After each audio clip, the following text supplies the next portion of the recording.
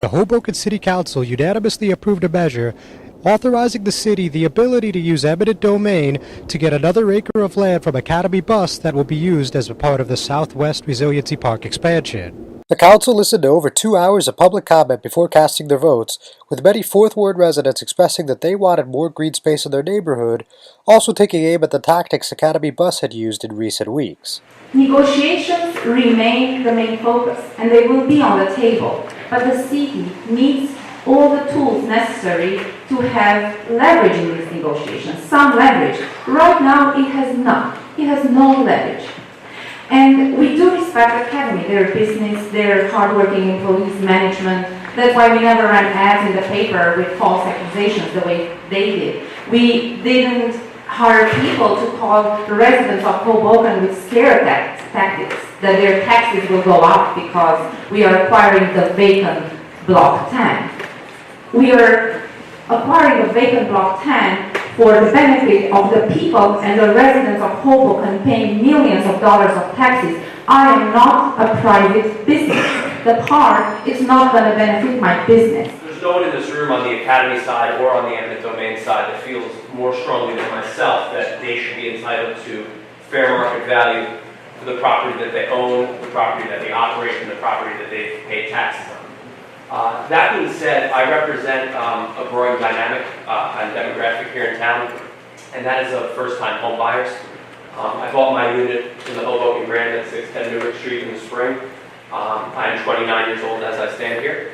And I can tell you that countless friends and coworkers of mine around the same ages are considering purchasing Hoboken versus purchasing in towns to the north, south, and west. Something that ultimately leads Hoboken to winning out in many cases is the balance that it has, the quality of development, the safe neighborhoods, and the green space. As all of you know, I'm married to Arizona, but I'm also a resident of Southwest Hoboken who was part of a resident group advocating for a decent-sized Southwest Park before the thought of running for elected office had even occurred to Dawn, who was then a stay-at-home mom. And it's as a Southwest resident who has raised his children in our Park-starved neighborhood that I'm sharing my thoughts tonight. First, I'd like to thank the 8 council members who voted to support this ordinance on first reading, and to thank in advance all of you, and I hope it will be all 9 of you, who vote in favor tonight. On the other hand, those who supported Academy Bus said the city was lying when they said they had been negotiating in good faith since they had not gotten the land appraised after a full calendar year. I've seen eminent domain work both ways. The majority of which was negative. Okay. Eminent domain is really a tool that's used by the requesting jurisdiction to get what they need at the cheapest price. I'm very impressed with what the Tedesco family has done. And they have tried to work in good faith. But I think eminent domain, they talk about fair market value. Who is to determine what fair market value is? You've got 2 sides.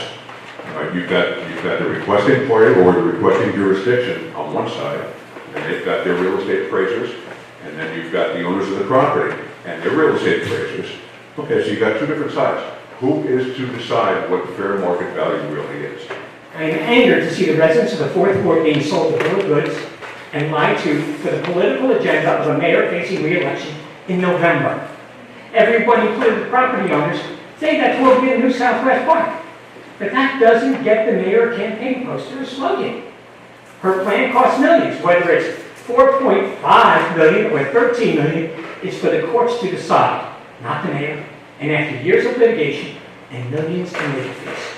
But I think the people here tonight, every single one of them has gotten up and said something about fair negotiations, good faith negotiations, confidential negotiations. The mayor put out a letter yesterday saying, working in good faith, as we have for the past year, to negotiate a purchase price for the park. And really what I came here to tell you is that's completely untrue. It's just not true at all. And I'll point back to this council a year ago on February 18th or so, hired Value Research Group and hired them for $15,000 to perform an appraisal.